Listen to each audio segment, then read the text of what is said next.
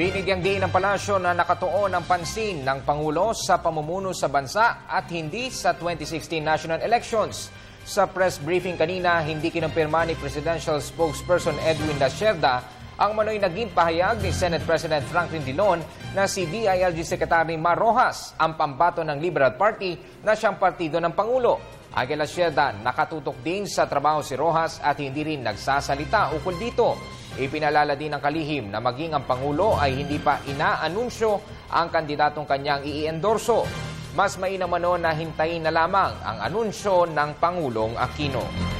Kung nag-a-announce si Pangulo Aquino, hintayin na lang po natin kung sino ang kanyang i-anunsyo. It's really... Secretary Mar Rojas has been focused in his work and in his job as DILG. There have been a lot of talks that he is the presumptive nominee.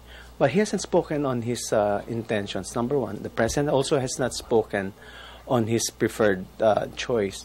So let's just wait for the time that the President would decide to endorse or to choose who his candidate will be for the presidential elections.